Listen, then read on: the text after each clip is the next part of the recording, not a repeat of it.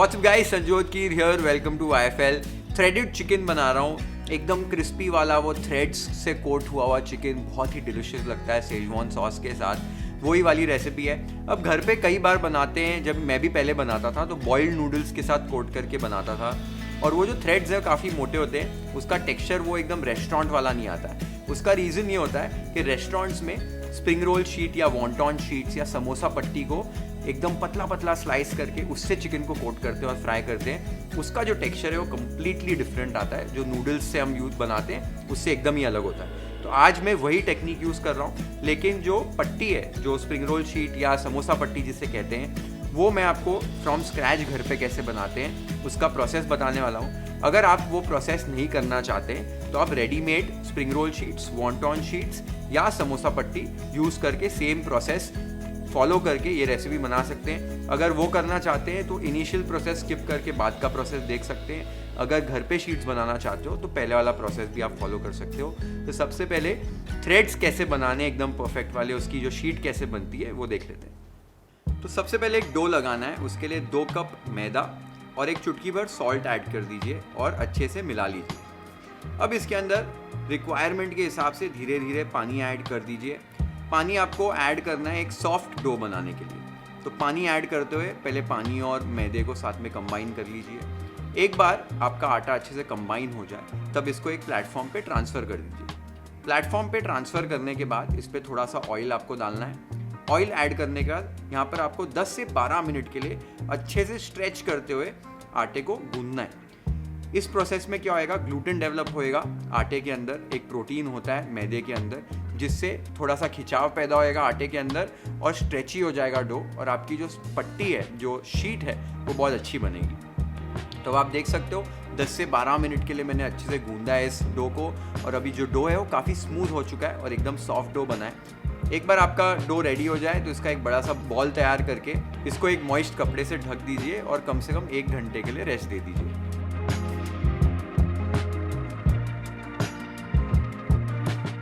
1 घंटा रेस्ट देने के बाद आपको इस आटे के डो बॉल्स डिवाइड कर लेने हैं। डो बॉल्स डिवाइड कर लीजिए, थोड़ा सा पराठा जैसे बनाते हो उस शेप का डो बॉल तैयार करना है।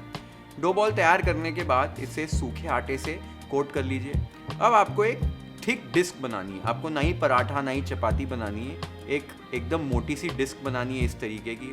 एक बार आपकी ऐसी डिस्क बन गई, आपको सेम साइज़ और शेप की 3 ऐसी सेम डिस्क बनानी है। तो दूसरी भी डिस्क ऐसी सेम तरीके से तैयार कर लो।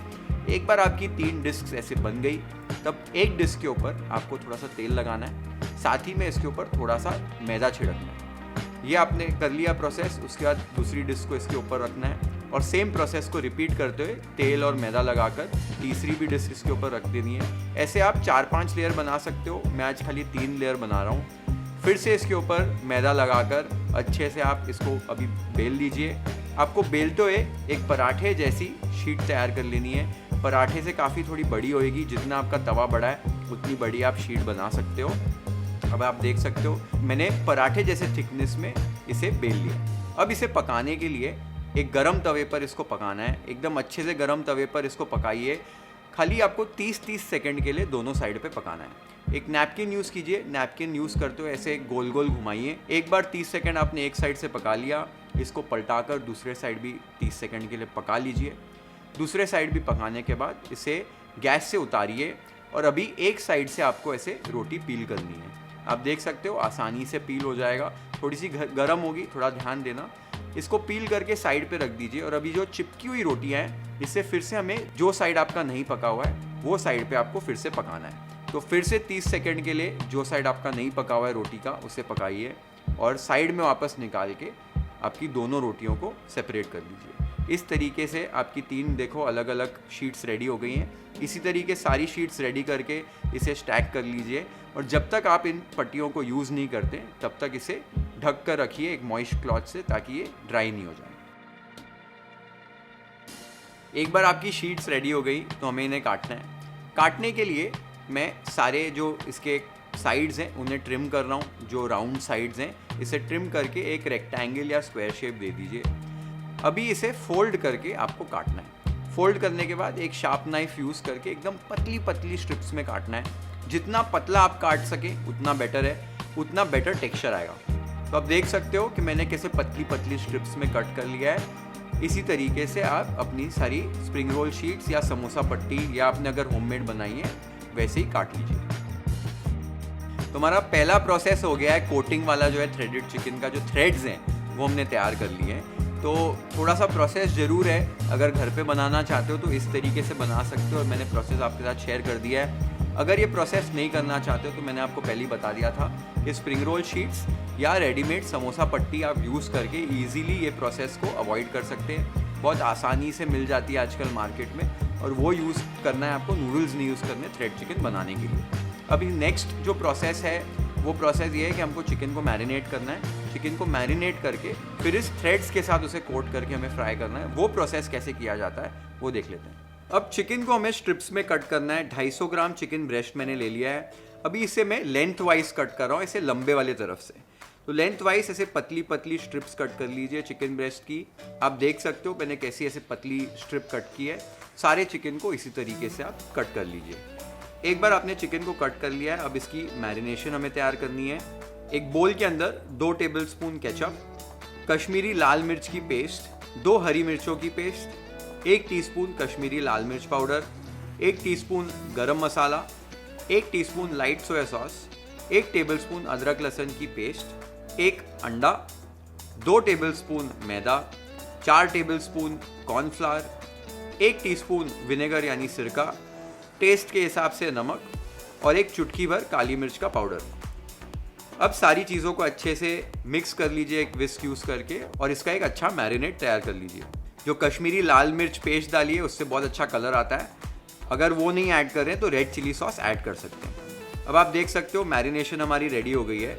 इसके अंदर अभी मैं चिकन स्ट्रिप्स हमने जो कट किए थे वो ऐड कर रहा हूँ। चिकन को ऐड करने के बाद चिकन को अच्छे से मिक्स कर लीजिए मैरिनेशन के साथ, और मैरिनेशन से अच्छे से कोट कर लीजिए। अब हमारा चिकन भी मैरिनेट हो चुका है। इसे अभी हमें थ्रेड्स के साथ कोट करना है। थ्रेड्स के साथ कोट करने के लिए अब मैं थोड़े से ये थ्रेड्स ले रहा हूँ। इन्हें मैं नाइफ़ की मदद से छोटे छोटे पीसेस में कट कर रहा हूँ। ये स्टेप बहुत ज़रूरी है, अच्छे से कट कर लीजिए छोटे छोटे पीसेस में। अब थोड़े से थ्रेड जैसे फैला लीजिए। फैलाने के बाद इसके ऊपर एक चिकन स्ट्रिप ऐसे आप रख दीजिए। चिकन स्ट्रिप रखने के बाद ऊपर से भी वापस से थ्रेड्स डाल दीजिए। एक बार थ्रेड्स अच्छे से ऊपर से कवर हो गए हैं तो आपको अपना पाम यूज़ करके चिकन को अच्छे से दबाना है। एकदम अच्छे से प्रेशर अप्लाई करते हुए दबाइए कि सारे थ्रेड्स जो हैं वो अच्छे से स्टिक हो जाए, चिपक जाए चिकन के ऊपर। और आप देख सकते हो थ्रेड्स जो है अच्छे से चिकन के साथ चिपक गए। हल्का सा शेक करके एक्सेस थ्रेड्स को शेक ऑफ कर दीजिए, और इसी तरीके से सारे चिकन को थ्रेड्स के साथ कोट कर लीजिए। अब चिकन को फ्राई करने के लिए मॉडरेटली हॉट ऑयल में आपको चिकन को फ्राई करना है। एक एक करके कोटेड चिकन को ऑयल के अंदर डालिए और मीडियम फ्लेम पे आपको कुक करना है। फटाफट से कुक हो जाता है जब तक कि आपके जो थ्रेड्स हैं वो क्रिस्प और गोल्डन ब्राउन होंगे, तब तक अंदर से चिकन भी पक जाएगा। आप देख सकते हो मैंने अच्छे से चिकन को पका लिया है, एकदम क्रिस्प और गोल्डन ब्राउन हो गए हैं। और इस स्टेज पर चिकन को आप निकाल लीजिए और एक छन्नी में ऐड कर दीजिए और एक्सेस ऑयल को ड्रिप ऑफ होने दीजिए।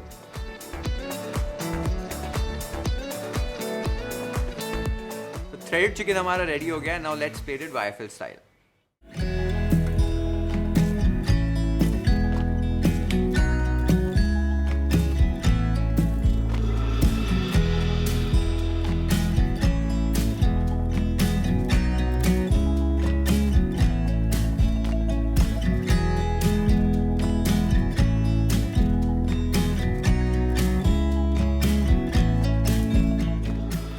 इसी तरीके से रेस्टोरेंट्स में थ्रेडेड चिकन बनाया जाता है। ऐसे वॉन्टॉन शीट्स या स्प्रिंग रोल शीट्स यूज़ करके उसे कट करके कोट करके बनाते हैं। तो आप भी इसी तरीके से घर पे बनाओ और इसके जो रिजल्ट्स हैं वो बहुत ही अमेजिंग आएंगे। और मैंने आज ऐसे लंबे लंबे चिकन स्ट्रिप्स कट किए थे। ऐसे बहुत लंबा सा पीस बनता है थ्रेडेड चिकन का। अगर छोटे पीसेस में भी करना चाहते हो तो कर सकते हो, कोई दिक्कत नहीं है। ज़रूर ट्राई करो ये रेसिपी और मुझे कमेंट्स में बताओ आपको कैसी लगी। Share this video with your friends and family. Hit the like button if you like this recipe. Follow and subscribe to YFL if you haven't yet. Have an amazing time with this beautiful threaded chicken recipe at your home. Cheers.